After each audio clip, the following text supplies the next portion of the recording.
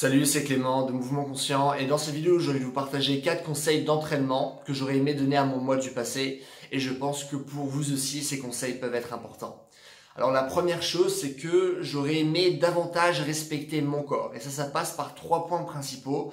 Les échauffements, la mise en place de cycles d'entraînement où je baisse le volume et l'intensité et le troisième point, c'est de prendre en compte ma fatigue dans la construction de mes entraînements. Si je reprends le premier point, qui est les échauffements. Je me suis blessé énormément de fois parce que je m'étais pas assez échauffé, parce que j'avais la flemme de bien m'échauffer.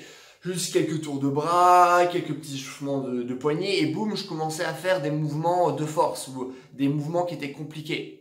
Ça, c'est vraiment mauvais parce que je me suis blessé plein de fois et à chaque fois que je me blessais parce que je m'étais pas assez échauffé, eh ben, je me disais, Clément, c'est vraiment mauvais, la prochaine fois, vraiment, s'il te plaît, échauffe-toi bien.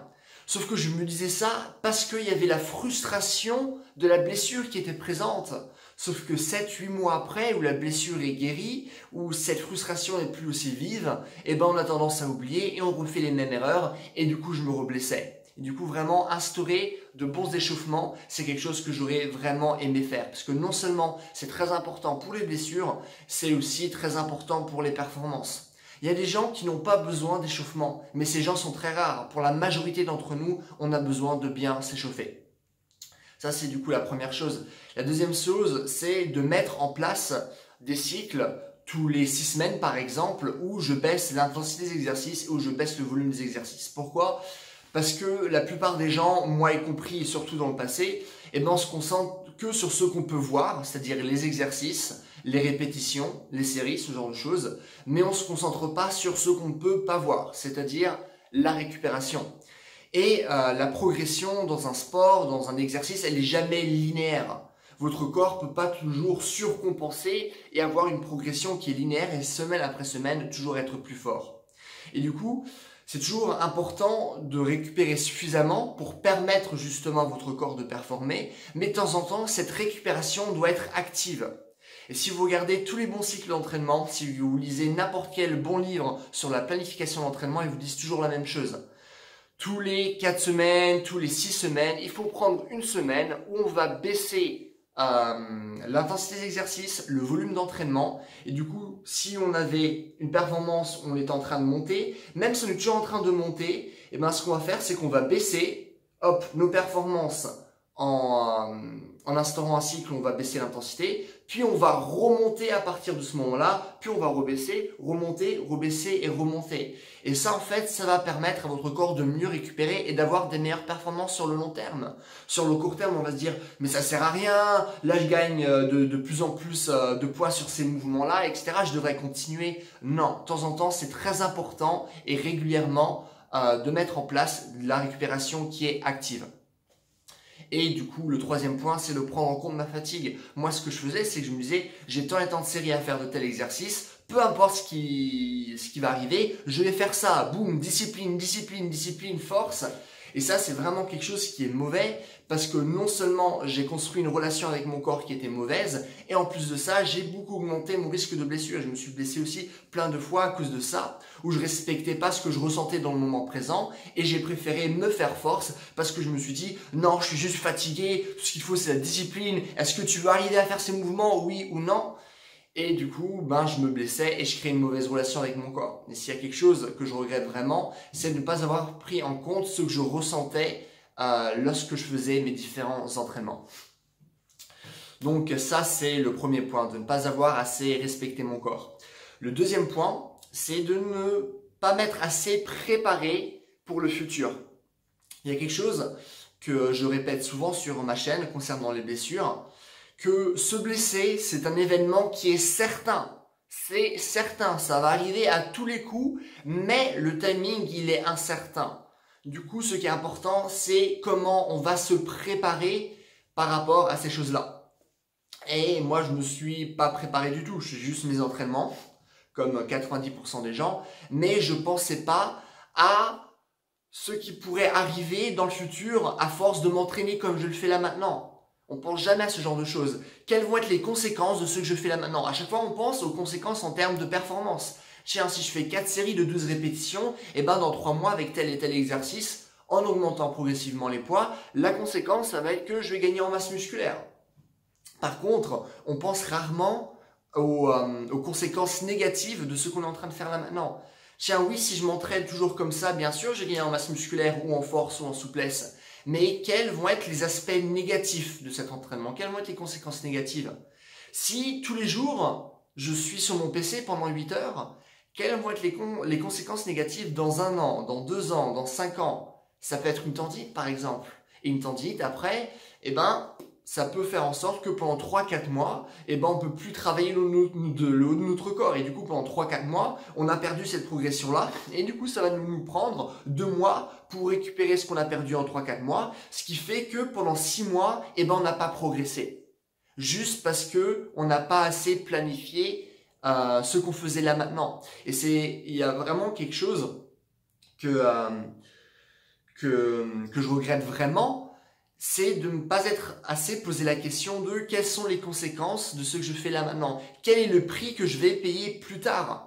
Et une fois qu'on a une idée du prix qu'on va payer, parce que c'est très simple, si vous dormez toujours dans la même position, vous allez avoir des tensions pile dans cette position. Et du coup, vous risquez d'avoir des douleurs ou des choses qui vont vous empêcher de performer dans différents sports. Vous le savez, si vous restez tout le temps devant le PC, vous savez, vous allez avoir ces problèmes-là.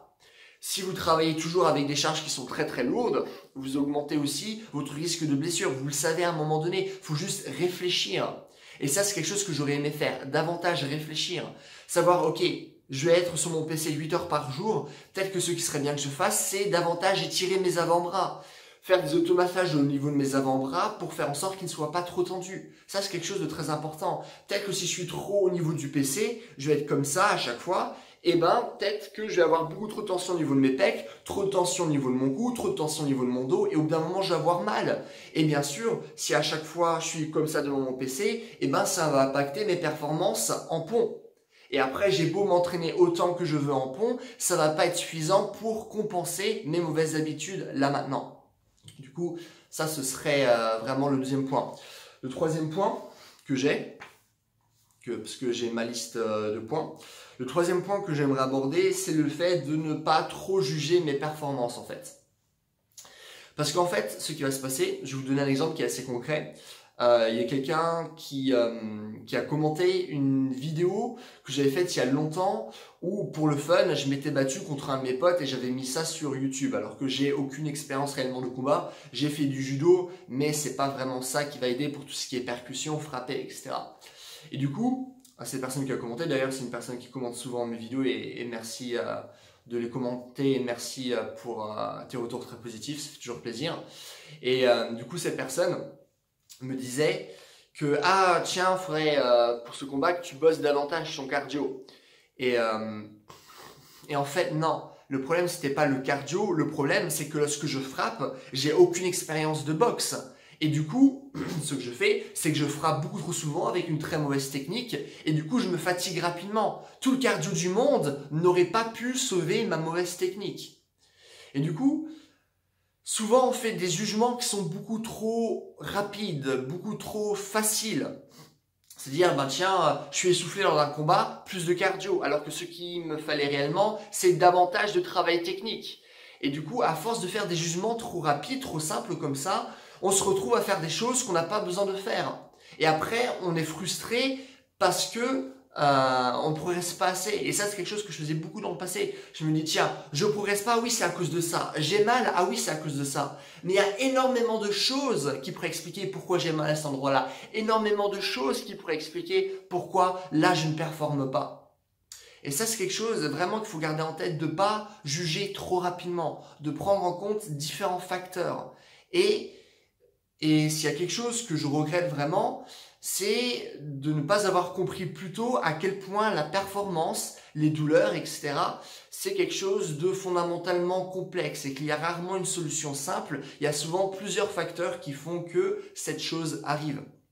Donc voilà, si je vous parle beaucoup de blessures, c'est que c'est un des facteurs les plus importants dans la performance, c'est tout simplement de ne pas se blesser. Parce que le temps qu'on passe à faire de la rééducation, à retrouver notre ancien niveau, c'est du temps qu'on ne passe pas à s'entraîner. Et du coup, comme je dis, pour une simple tendinite de 3 mois, ça peut vous empêcher de progresser pendant 6 mois, même voire plus. Du coup, c'est vraiment quelque chose à garder en tête ce que vous entraînez. Moi, la chose qui m'a fait perdre le plus de temps dans ma vie, c'est de ne pas avoir fait assez gaffe à mon corps et du coup de m'être blessé et d'avoir perdu du temps comme ça. Et c'est ça qui m'a empêché d'atteindre mes objectifs principalement. Donc ça, c'est le troisième point. Le quatrième point, c'est de ne pas m'être rendu compte que le sport, l'entraînement, c'est un processus.